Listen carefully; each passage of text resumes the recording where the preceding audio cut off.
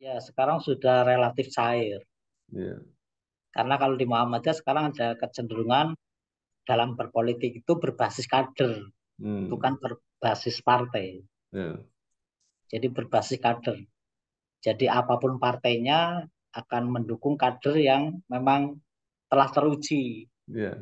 kebaikan dan pengabdiannya di masyarakat, misalnya di Muhammadiyah. Jika di Muhammadiyah ada yang di partai apapun ada di Muhammadiyah. Ya.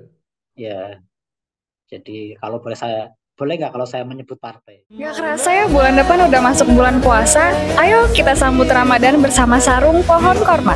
Kalian bisa langsung aja ke Sarung Pohon Korma Official Store. Catat nih alamatnya ada di Jalan Gajah Mada nomor 74 sampai 76 Kota Tegal. Pilihan motif sarungnya ada banyak banget dan untuk kualitasnya nggak usah ditanya lagi karena sarung pohon korma menggunakan bahan yang premium. Bisa belanja grosir dan eceran. Dan menyambut Ramadan kali ini akan ada banyak diskon dan promonya. Jangan sampai kelewatan ya guys. Pohon kurma, sarung sejuta corak.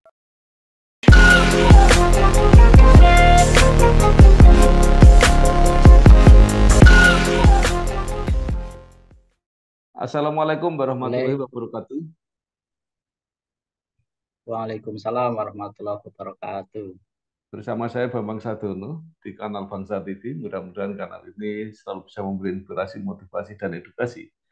Kami sedang mempersiapkan beberapa video wawancara untuk ikut memberi makna suasana bulan Ramadan dan menjelang Idul Fitri 1444 Hijriah.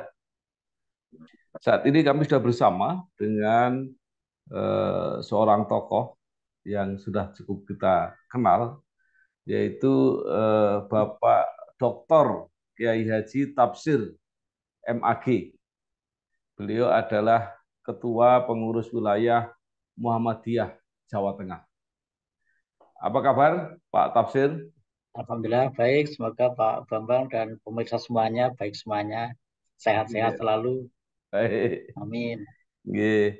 Pak Tafsir ini lahir di Kebumen 16 Januari 1964. Bahkan wawancara ini Betul.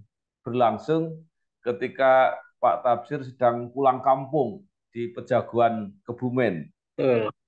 Ya. Ya. Nah, Pak Tafsir mungkin bisa Waktu dimulai, pacaran ya, boleh. sambil mengingatkan kembali perjalanan Bapak mulai ketika kuliah di Universitas Islam Negeri Wali Songo Semarang, kemudian berkarir menjadi dosen, Ya. kemudian menjadi Ketua PW Muhammadiyah Jawa Tengah, dan saat ini baru saja terpilih kembali untuk periode yang kedua. Seingat saya Ya. tidak banyak yang sampai dua kali Pak Tafsir ya. Monggo silakan Pak Tafsir. Kalau kalau terpilihnya malah saya 3 kali Eh, terpilih, 3 kali berturut-turut. Cuman yang dulu di Muswil 2010 di Purworejo saya limpahkan kepada Pak Kiai Musman. ya, ya, Sehingga ya. saat itu sehingga untuk ketua ini periode kedua, tapi untuk terpilih ini yang ketiga. Luar biasa. Ya. Jadi kebetulan saya ini sedang di desa Peniron, Kecamatan Pejaguan, Kabupaten Kebumen, desa kelahiran saya. Ya, Ya, oke. jadi kemudian saya terlahir dari kultur tradisional. Ya, Bapak saya ya guru ngaji di kampung yang kulturnya sudah jelas NU. ya. Tapi kemudian saya oleh Bapak disekolahkan di SMP Muhammadiyah satu Kebumen, dan dari situlah kemudian saya Ya. eh, mengenal Muhammadiyah dan mulai jadi kader Muhammadiyah, aktivis Muhammadiyah sejak SMP sampai sekarang. Iya. Jadi Ya, misinya Pak Tafsir menjelaskan soal NU di Muhammadiyah atau soal Muhammadiyah di NU. ya, saya kira kita perlu pencerahan untuk keduanya, gitu. Gitu ya. Bisa saling memahami, gitu. Ya, Bukan oke. untuk bukan untuk saling mempertentangkan, tapi saling memahami di antara yang ada, memahami antara Muhammadiyah dan NU bahwa Ya, keduanya itu hanya paham agama, bukan agama itu sendiri. ya, Agama keduanya Islam. Ya. Kita hanya beda pada fikih, kita hanya beda pada paham, bukan pada agama. Ya.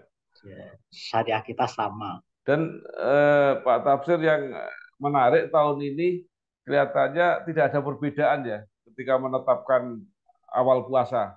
Betul, karena posisi bulan pada derajat yang meyakinkan, Nah, yakni hampir 7 derajat. ya, Karena hampir 7 derajat, otomatis keduanya sama bahwa ini sudah tanggal 1. ya, Karena Muhammadiyah itu tidak mengambil posisi berapa derajat. 2 derajat pun bagi Muhammadiyah sudah disebut tanggal 1. ya. Tapi bagi penganut teori Imkanur ya, Indonesia mengambil posisi 3 derajat. Hmm. Jadi kalau 6 derajat itu sudah di atas Ya, baik Muhammadiyah maupun NU, sehingga otomatis sama. ya. Tapi mungkin akan beda di Idul Fitri nanti.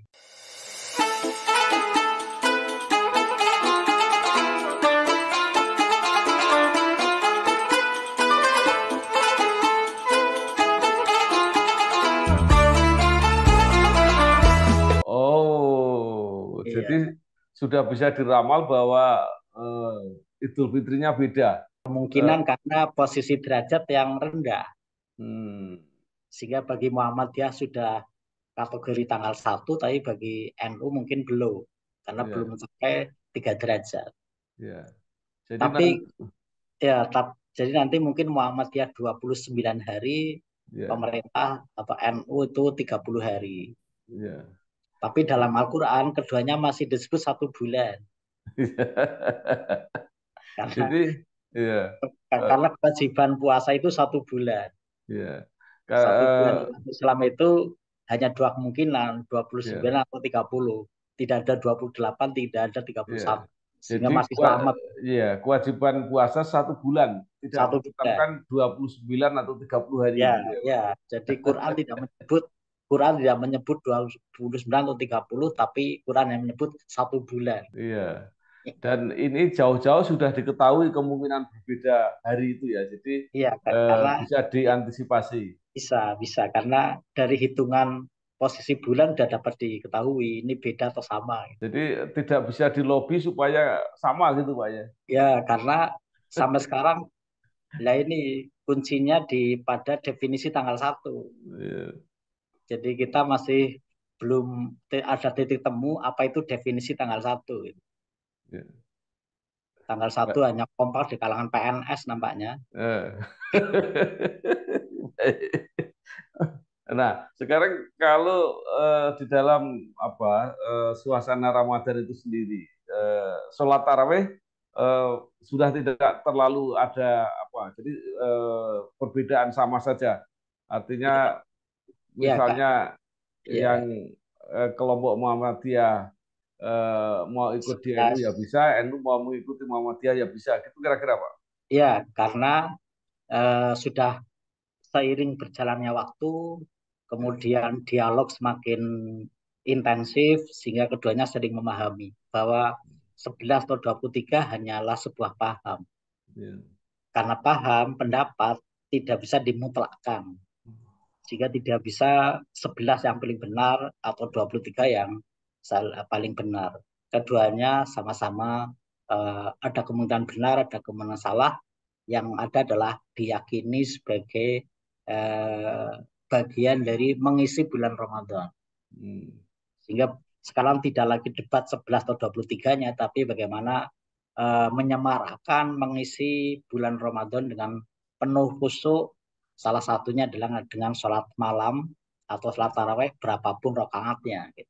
Nah, kalau mengisi Ramadan ini kan semata-mata tidak hanya ibadah, tapi juga ada kegiatan-kegiatan sosial yang momentumnya diambil pada bulan Ramadan. Nah, termasuk acara buka puasa bersama yang sekarang dilarang pemerintah. Bagaimana pendapat Pak Tamsir? Ya, untung yang dilarang hanya ASN, Eh, sehingga saya kira tidak terlalu berpengaruh ya, karena masyarakat tidak dilarang. ya, Maka eh, saya kira pelarangan ASN atau di instansi pemerintah untuk bukber tidak mempengaruhi kesemarakan Ramadan. Ya. Karena masyarakat masih tidak terlalu pengaruh dengan larangan itu. Maka sekali lagi larangan yang ada tidak mengurangi kesemarakan Ramadan kita. Nah, itu ASN tidak boleh menyelenggarakan atau ASN tidak boleh hadir. Karena kalau nggak boleh hadir kan repot juga. Pak Tafsir kan juga ASN. Ya, tentu yang tidak boleh kan penyelenggaraan di instansinya, bukan Oh, orangnya. iya, Iya. iya. Jadi tidak boleh di instansinya, bukan orangnya. Iya. Kalau orangnya juga dekat masjid, dekat ormas, pasti akan terlibat pada proses bukber yang Iya, diselenggarakan oleh ormas maupun oleh masjid maupun iya, oleh kegiatan-kegiatan yang lain. Itu iya, tidak mungkin dihindari karena itu bagian dari kebahagiaan menyambut bulan Ramadan sebagai bulan penuh berkah, iya, bulan penuh kebahagiaan, bulan penuh kebaikan. iya. Tinggal selfie tabungan jadi. Hidup lebih asik pakai Leven. Hidup lebih asik pakai Leven. Apalagi sekarang apa ya, sudah model di mana-mana, jangankan bulan Ramadan ya. Jumatan aja orang menyediakan Ya, Jumat juga. berkah, Jumat berkah Jumat ada berkah. makan siang di Iya, masjid itu ada gitu ya. iya, Jumat berkah itu. Ya, Dan karena kan dalam Islam bulan Ramadan disebut sebagai Syahrul Mubarak, hmm, bulan penuh berkah. Berkah itu artinya ada dua, ziyadatul sa'adah dan ziyadatul khair. Bertambahnya kebahagiaan dan bertambahnya kebaikan. Maka bulan Ramadan disambut dengan penuh gembira, diisi dengan kebaikan-kebaikan. Baik kebaikan ritual maupun kebaikan sosial. Maka tidak bisa dicegah adanya bukber karena itu bagian dari kebaikan sosial. ya. Ya, jadi kita Jadi, meningkatkan kebaikan ritual maupun sosial di Ramadan ini. ya. Jadi apa yang menurut Pak Tafsir baik dilakukan ya untuk umat Muslim ini di bulan Ramadan ini? Karena selain ibadah juga kan harus tetap eh, kegiatan sehari-hari, apakah itu kegiatan ekonomi, kegiatan pekerjaan, bahkan politik pun juga nggak berhenti, mesti apa Ya, berjalan terus. ya, Bagaimana menjalankannya ini? ya. Memang puasa itu ibarat sedang bertapa, Ya, tapi bertapa yang inklusif, ya, bukan bertapa yang eksklusif. ya, Sehingga puasa tidak mengurangi tingkat produktivitas kita, puasa tidak mengurangi aktivitas kita, puasa tidak menghambat aktivitas kita baik terkait dengan kerja maupun aktivitas-aktivitas sosial lainnya. Sehingga berjalan normal apa adanya tanpa dikurangi sedikit pun karena sekali lagi memang kita sedang bertapa, bersabar, tapi bertapa yang inklusif, tidak ya, eksklusif gitu. ya. Baik. Sekarang kita pindah berbicara mengenai Muhammadiyah, Pak. Tadi nanti sebelum cerita tentang apa yang dilakukan Muhammadiyah Jawa Tengah, saya hanya ingin menyampaikan begini. Ternyata pelajaran demokrasi yang sangat bagus itu ditunjukkan bahkan oleh Muhammadiyah atau NU. Nah, Bapak nanti bisa bercerita Muhammadiyah. Jadi terpilihnya Pak Tafsir itu kan kan luar biasa. Itu kan proses demokrasi yang sangat hebat gitu ya. Nah, seperti apa sebenarnya pemahaman itu, terutama di Muhammadiyah? Ya, jadi di Muhammadiyah itu pemimpin benar-benar muncul dari bawah. Ya. Di Muhammadiyah tidak ada istilah mencalonkan diri. Hmm. Jadi tidak ada orang, saya pengen jadi ketua Muhammadiyah, nggak bisa. Iya. Karena seluruh pimpinan itu adalah usulan dari bawah. Ya. Dan inilah civil society. Ya. Jika sehebat apapun keinginannya, Ya. kalau arus bawah tidak mengusulkan ya nggak bisa. Ya. Jika sekali lagi calon pimpinan benar-benar usulan dari bawah. Ya. Setelah ada usulan dari bawah, kemudian diteliti dari sisi syarat-syarat Ya. oleh Panlih. Ya. Kalau memenuhi syarat, baru dikirim namanya belangko kesediaan, Ya. bersedia atau tidak bersedia. Seperti kemarin saya di pimpinan pusat, saya menyatakan tidak bersedia Ya. di Muktamar itu. Lah untuk wilayah saya menyatakan bersedia. Ya. Setelah bersedia, kemudian dipilih 39 menjadi calon tetap. Dari sekian banyak yang masuk, sekian banyak yang dinyatakan sah Ya. oleh Panlih. Dipilih 39, jadilah namanya calon tetap. Kemudian dibawa ke Musfil untuk dipilih 13. Ya. 13 dari 39 calon tetap. Nah, setelah 13 terpilih ini, kemudian 13 ini rapat Ya. internal. Nah, rapat 13 ini akan memberikan ruang bagi peraih suara terbanyak akan jadi ketua atau tidak gitu. Jadi misalnya seperti kasus di Purworejo dulu, Musfil, Ya. saya suara terbanyak pertama, yang kedua Pak Kiai Musman. Di forum 13 ini peraih suara terbanyak diminta bicara lebih dulu. Lah waktu itu di Purworejo saya katakan karena saya akan menghormati guru saya, maka untuk ketua saya mohonkan Bapak Kiai Musman untuk jadi ketua, saya untuk yang lain saja. Beliau bersedia, jadilah beliau ketua. Selesai rapat. Cuma rebahan tapi bisa bikin perubahan. Waktunya mulai bisa apa aja dari satu aplikasi. Mulai adaptasi cara bayar baru. Bisa kan pakai Kris, jadi mudah. Mulai eksplorasi cara tarik tunai baru. Ya bisa lah. Dengan mobile tunai, gak perlu ribet. Mulai melihat potensi bisnis baru. Bisa dong, transfer luar negeri cukup dari sini. Yuk buka tabungan BNI, cukup selfie. Dan aktifkan BNI Mobile Banking. Mulai bisa apa aja sekarang.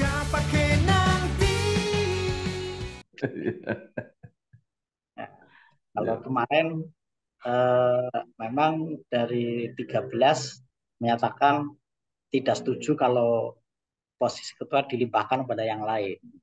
Ya udah, sehingga saya ambil, jadilah ketua setelah forum 13 itu bersepakat. Itulah yang dilalui dalam proses memilih pimpinan di Muhammadiyah. Sehingga agak susah kalau Muhammadiyah akan misalnya politik uang dan sebagainya, karena apa? Tidak jelas siapa calon ketuanya gitu. Karena milih 13, siapa ini kira-kira calon ketua itu tidak masuk, beda dengan misalnya calonnya 2, itu kan jelas. Kalau ini tidak 13. Iya. Jadi seandainya model pemilihan pimpinan ormas terutama Muhammadiyah ini juga diterapkan di tradisi partai politik, mungkin akan lebih baik ya kualitas partai politik kita. Saya kira sangat elegan, sangat elegan, sehingga tidak ada istilah orang ingin jadi pimpinan. Yang ada adalah dikehendaki oleh umat si A si B untuk jadi pimpinan, tapi bukan datang dari diri sendiri, tapi dari umat, dari masyarakat, dari arus bawah. Iya, luar biasa. Ya, sebenarnya dalam bentuknya berbeda di banyak negara ada yang seperti itu. Jadi artinya pimpinan partai itu dipilih dari anggota-anggota parlemen yang terpilih, kemudian yang didukung oleh yang terbanyak gitu. Jadi tidak bisa tiba-tiba setiap siapa saja bisa jadi gitu. Nah, menarik sekali. Nah, sekarang Pak Tafsir sekarang sudah menjabat kedua kali, ya tentu pasti ada penilaian-penilaian tertentu bahwa mungkin Pak Tafsir dianggap berhasil gitu kira-kira. Nah, di periode kedua ini apa Pak yang kira-kira mau dilakukan? Ada 3 penekanan menjadi program stressing Muhammadiyah Jawa Tengah 5 tahun ke depan. Yang pertama adalah kaderisasi. Ya. Ya, kaderisasi secara umum dari berbagai sektor kehidupan. Ya. Yang kedua, secara khusus kaderisasi ulama. Ya. Dan yang ketiga adalah industrialisasi Muhammadiyah. Oh. Kan selama ini Muhammadiyah sudah mapan di 3 pilar. Ya. Pendidikan, kesehatan, sosial. Nah, sekarang kita membidik pilar keempat, yakni ekonomi. Ya. Nah, ekonomi kita akan merintis mulai membangun industri, pabrik. Ya. Ya. Karena apa? Kita kan pasar besar. Selama Ya. ini yang memanfaatkan orang lain. Ya. Kita akan mencoba bagaimana kita warga Muhammadiyah tidak hanya jadi konsumen, tapi sudah saatnya menjadi produsen. Ya. Kita mulai dari hal-hal yang sudah dirintis. Ya. Misalnya di Sukoharjo itu ada produsen alkes, bed pasien. Itu dihasilkan oleh SMK Muhammadiyah 1 Sukoharjo. Bed pasien rumah sakit kita di Rumah Sakit Muhammadiyah dan Aisyah beberapa sudah menggunakan produk dari Sukoharjo ini. Tinggal menaikkan menjadi legalitas industri, itu aja yang belum. Jadi de facto-nya sudah produksi, tapi legalitas industrinya yang belum punya. Nah, ini sedang diproses menjadi memiliki legalitas industri. Kemudian di Solo sudah ada namanya Mimu, mie, produk mie. Yang bahannya bukan terigu, tapi dari singkong, mokaf, tepung mokaf. Sehingga tidak perlu impor, karena Indonesia penghasil singkong. Nah, ini mau kita tingkatkan menjadi industri yang legal, industri yang masif, sehingga kita sudah membidik industrialisasi di Muhammadiyah. Ini 3 penekanan program kita ke depan. Aduh. Jangan-jangan gigi berlubang. Biayanya besar nggak ya ke dokter gigi? Tenang, Pepsodent beri konsultasi dokter gigi gratis. Scan untuk bicara dengan dokter gigi. Tasya, gigi bisa berlubang, tapi jangan khawatir. Pepsodent perbaiki lubang kecil tak kasat mata 10 kali lebih kuat. Cegah gigi berlubang. Dan gratis konsultasi dokter gigi di handphonemu kapanpun dengan Pepsodent.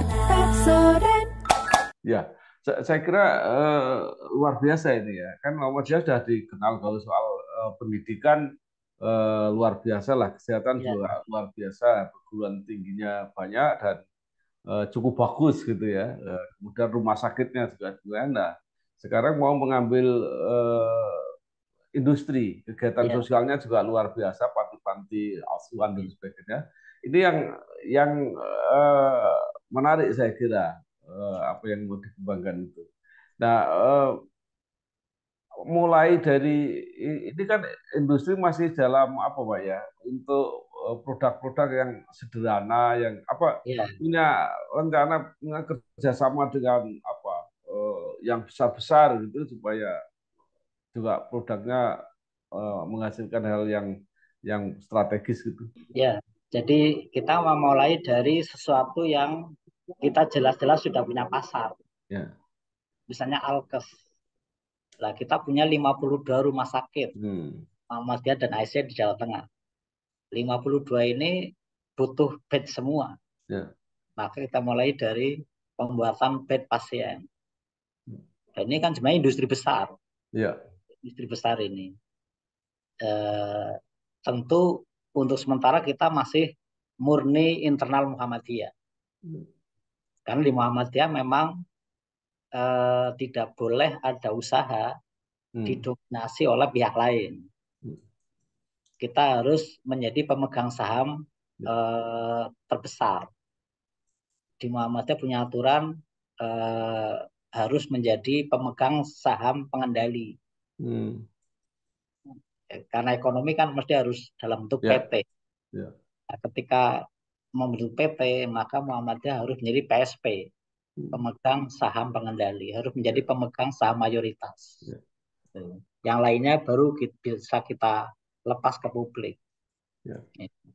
Maka pasti kita akan menggandeng pihak lain kalau memang nanti dalam perjalanannya butuh biaya besar. Tapi sementara kita masih, karena masih mau merintis, sudah produksi masih skup terbatas, masih ditopang oleh modal dari internal Muhammadiyah. Nah, Pak Tafsir, ini saya agak tertarik ya.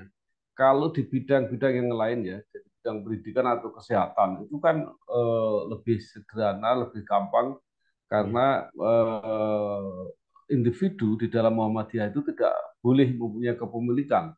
Yang memiliki adalah persyarikatan kan gitu kira-kira. Nah, kalau di bisnis apa nggak sulit itu? Bagaimana cara mengaturnya? Ya, ini hebatnya Muhammadiyah mungkin ya. Jadi kemarin kita mendirikan bank, walaupun masih level BPR, RS Harta Suara Barokah. Itu juga BI menyatakan merasa ini kita bingung bareng Pak Tafsir, karena belum ada bank milik organisasi. Satu-satunya ini ada bank milik ormas katanya. Baru kali ini Pak Tafsir ada bank milik ormas, sehingga kita bingung bareng gitu. Regulasinya belum ada katanya. Sehingga kita diskusi berkali-kali. Akhirnya karena kan Muhammadiyah badan hukumnya tersentral di pusat. Tapi bank ini milik Muhammadiyah Jawa Tengah. Bingunglah Bank Indonesia. Sampai berkali-kali diskusi, akhirnya Bank Indonesia tetap melihat badan hukum. Badan hukumnya di Pinang Pusat, tetapi ini bank milik Jawa Tengah. Maka legalitasnya tetap di pusat. Tetapi de facto modal dan sebagainya milik Muhammadiyah Jawa Tengah. Maka yang tanda tangan semuanya pimpinan pusat, bukan saya, tapi pimpinan pusat. Tapi modal sepenuhnya dari Jawa Tengah. Jadilah Bank Arta Surya Barokah. Sekali lagi, ini memang tidak mudah, tapi nyatanya kita bisa. Contohnya ASB bank kita ini kemarin dinyatakan sebagai bank tingkat BPRS tingkat nasional terbaik oleh Republika untuk grade aset 250 miliar. Ya. Karena aset kita memang dari kisaran 250 miliar. Nah, dinyatakan oleh Republika sebagai BPRS terbaik nasional. Oleh Infobank kita dinyatakan sebagai BPRS terbaik kedua tingkat nasional untuk aset 250 miliar. Halo guys, sekarang cuma dengan satu jari, semua urusan listrik langsung beres, res. Ini dia, PLN Mobile. Kalau cuma gangguan aja sih, nggak usah panik. Tinggal tap menu pengaduan, cus petugas PLN-nya langsung datang. Atau mau isi token, pasang listrik baru, atau mau ubah daya, atau cek hitungan listrik. Urusan listrik serahin aja ke PLN Mobile. Ya, saya kira ini kalau bisa berkembang akan menjadi model atau alternatif ya. Yang sebenarnya seperti undang-undang itu, undang-undang dasar 45 itu kan di situ. Perekonomian disusun sebagai usaha bersama dengan asas kekeluargaan itu. Ya, memang sering saya sampaikan, banyak orang sukses berhasil membangun bisnis pribadi, belum tentu berhasil membangun bisnis Muhammadiyah, karena beda suasananya. Sehingga memang dibutuhkan orang yang punya komitmen yang sangat tinggi kepada organisasi untuk bisa memegang perusahaan milik Muhammadiyah. Karena sekali lagi, yang berhasil membangun bisnis pribadi belum tentu bisa memegang bisnisnya Muhammadiyah. Atau mungkin enggak Pak, menjadi seperti mix gitu, artinya mayoritas milik organisasi, tapi orang per orang juga boleh punya milik asal tidak melebihi mayoritas gitu. Memang sudah berjalan seperti itu Pak Bambang. Jadi seperti ASB ini memang kita besar 97%, yang 3% itu milik perorangan. Kemudian kita punya PT yang bergerak di bidang konstruksi, namanya PT Sinarmu. Nanti kalau Pak mau bangun rumah juga bisa pakai PT ini. Muhammadiyah memegang saham 60%, yang 40% itu kita go public di masyarakat, milik pribadi 40%, yang milik Muhammadiyah Jawa Tengah 60%. Ini bergerak di bidang konstruksi dan SLF, sertifikat layak fungsi. Untuk gedung yang siap ditempati harus lulus LSF kan, Oke, Pak. sertifikat layak Iya, fungsi. ya, menarik sekali nih Pak. Tapi kita pindah ke hal lain dan supaya nggak kelewatan itu. Jadi Boleh. sekarang ini bagaimana apa umat umat yang beragama ini apa yang disebut sebagai apa moderasi di dalam menjalankan kegiatan beragama ini kan suara luar biasa. Bahkan mungkin Pak Tafsir merasakan apa enggak itu ada satu tren. Kalau dulu kan hampir aja terkotak-kotak. Jadi kalau Muhammadiyah partainya ini, gitu. Kalau NU partainya ini, gitu. Ya, Tapi sekarang kan udah cair. ya. Nah, seperti apa Sekarang, kalau menurut gambaran Anda? ya, sekarang sudah relatif cair. Ya, Karena kalau di Muhammadiyah sekarang ada kecenderungan dalam berpolitik itu berbasis kader, bukan berbasis partai. ya, Jadi berbasis kader. Jadi apapun partainya akan mendukung kader yang memang telah teruji ya, kebaikan dan pengabdiannya di masyarakat, misalnya di Muhammadiyah. Jika di Muhammadiyah ada yang di partai apapun ada di Muhammadiyah. ya. Ya, jadi kalau boleh nggak kalau saya menyebut partai? Boleh tidak apa-apa. Boleh, boleh. Di Jawa Tengah di Muhammadiyah ada yang di PDIP, ada yang di Ya, Golkar, ya, ada yang di P3, ada ya, yang di PAN. ya. Bahkan bahkan tahun ini ada yang sudah ketemu saya akan nyalek lewat PKB. Eh, Nah, jadi artinya kan tidak perlu ada ketegangan-ketegangan Oh ketika enggak, jadi enggak, kontestasi politik itu ya, enggak, yang apa dianggap terlalu keras lah gitu. enggak. Jadi Jadi sekarang kita cair saja. ya, Jadi cair kita berpolitik berbasis kader, bukan berbasis partai. ya, Jadi kita sekarang tidak tidak partisan lah, tidak partisan, ya, tapi lebih pada kader. Kemudian politiknya politik kebangsaan, politik kemanusiaan universal. Perlombaan itu tak hanya hari ini, tapi terjadi setiap hari. Perlombaan itu adanya dalam diri kita. Cita-cita berlomba dengan kenyataan. Keyakinan berlomba dengan ketidakmungkinan. Keberanian berlomba dengan ancaman. Lawan bukan untuk mengalahkan, tapi mengukur seberapa sungguh kita ingin menang. Ingin merdeka dari segala keterbatasan.